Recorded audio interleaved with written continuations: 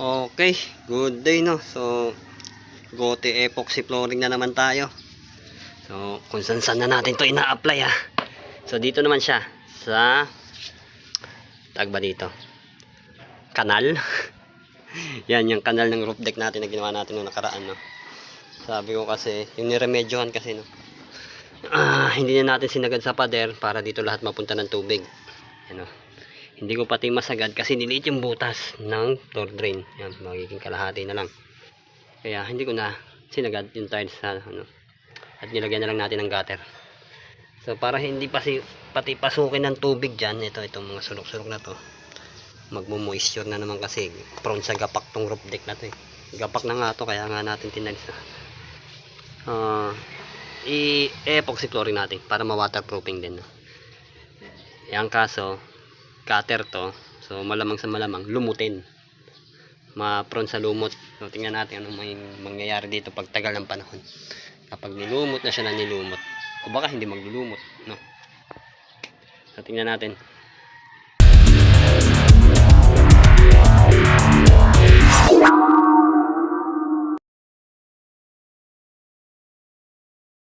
Ito hindi ko pa lang natitaypan eh, hanggang doon paikot. So direct apply na natin nga namang bago. Tingnan lang natin kung may encounter tayong kakaiba dito. Ito po, lubak-lubak pa to, hindi siya perfect, pero okay na lang din yan, gutter lang naman.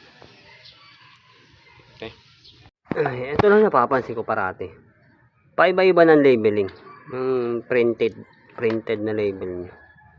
Siguro pag iba galing ng supplier, palibasa Shopee natin nabili.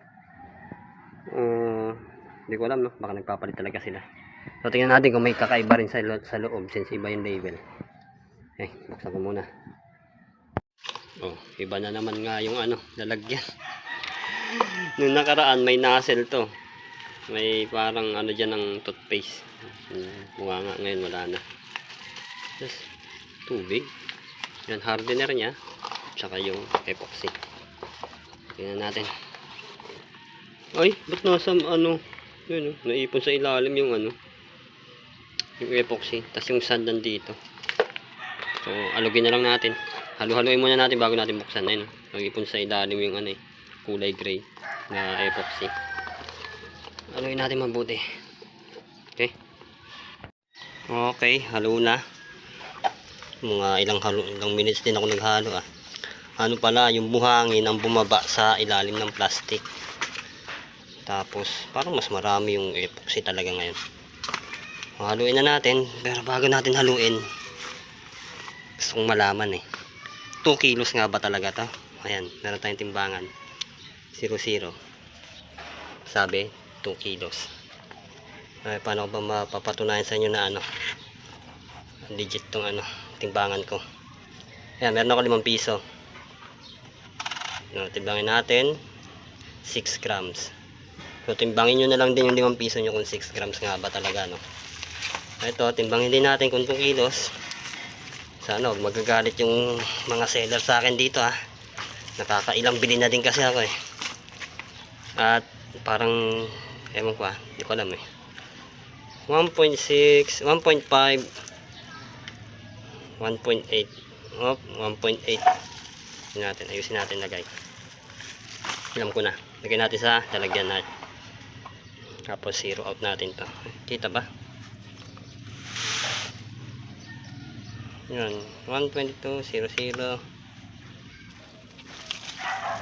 Tapos timbangin natin ta. Yan, para magaling, eksaktong 2 kilos. Yan, haluin na natin lahat kaya mabilis naman tayo maglagay. Nung nakaraan pa konti-konti pa 2 kilo lang naman tayo. Sana lang magkasya. Ang hirap talaga simutin na itong nasa plastic na to. Pagtsagaan na lang natin. Okay, halo.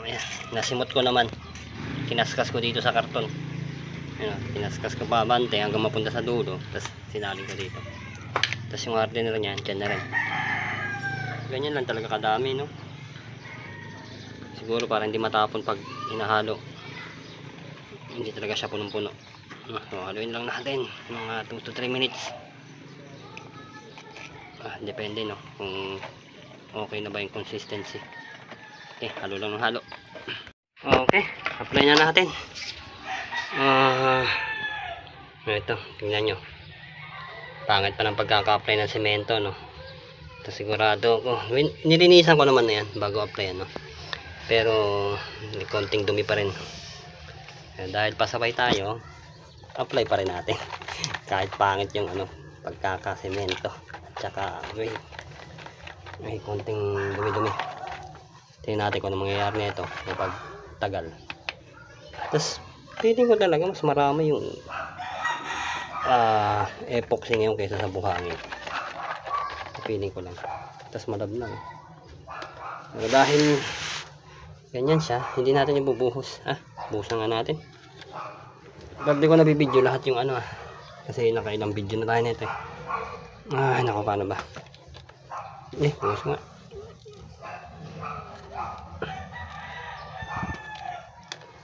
Tapos mas maliit na pang script kasi ang laki na ito mamaya sa pata siguro yung pang yung malaki. Pero dahil maliit to, maliit lang din pang script natin. Tapos sa pataas, naku, dapat tinipan ko rin pala to baka malagdag. Pero hindi naman siguro kakapit kasi makinis yung tiles. Pagtsagaan na lang. Tuloy ko muna to hanggang dulo. Tapos lagi kayo maglalagay ng sapin, no? Para hindi naman madumihan yung ibang part ng nyo. Okay. Ito na sinasabi sa hula. Ang hirap applyan dun sa mga sulok-sulok na lubak-lubak. Pahirapan pumasok yung epoxy. So, testing natin i-brush. Tapos, haluin muna natin. Tapos unahin ko muna yung patayo. Kasi yan bilis mag-brush. Pwede naman yata, wala naman pinagkaiba i-brush natin na lang. Pati siguro ito sa patayo, brush natin. Ay, pangit pag brush sa patayo. Ito nga. Pwede pa rin naman, i-brush. Kasi ang hirap din sumandok brush na nga natin. Wala mong pinagkaiba. Yun na lang pa. Bilisan lang natin kasi baka matuyuan tong brush. Titikas. Ayan mas mabilis. Diba? Pahid ka na ng pahid. Bababa din naman yung epoxy mamaya Ito natin. Patayo muna. Naloko na. Ayan. Inaabutan na tayo ng pagtigas. Ayan dapat na. Paano kaya to? Ay nako. Dapat talaga konti-konti lang try ko kaya lagyan ng tubig. Nung nakaraan nilagyan ko ng tubig to lumabnab. So testing natin. Lagyan natin tubig. Para sa akin dami pa nito. Dapat talaga konti-konti lang abutan na. Dapat mabilis magpahid. Try ko lagyan ng tubig. Konti lang para natin babawi. Hindi rin kaysa naman itapon kasi ito. Hindi rin talaga. Thinner kaya umuusok pag nilalagyan ng tubig. Umiinit na kasi dapat nilagyan ng tubig. Uusok. Wala na. Tapon na to. Ay nako. Next time na lang iba. Sayang naman. Hindi pa natapos.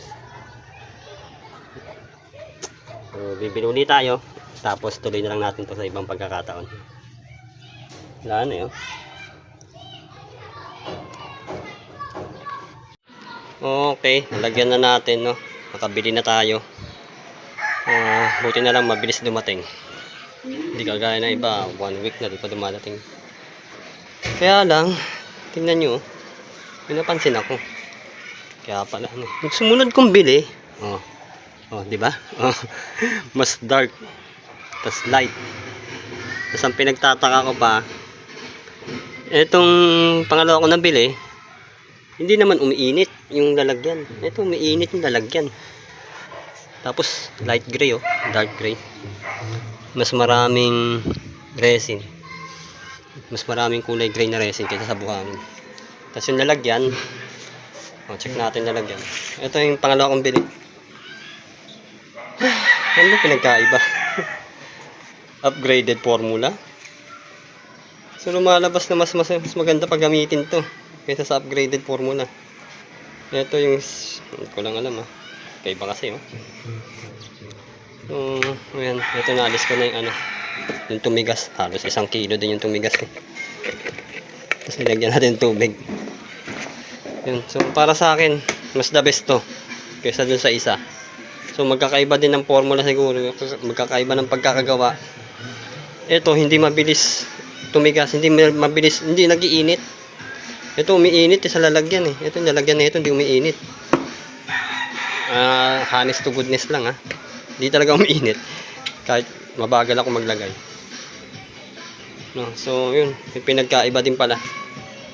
At sana naitulong sa inyo thank you at sa mga susunod pa natin pwedeng i-review dito sa susunod pa nating video.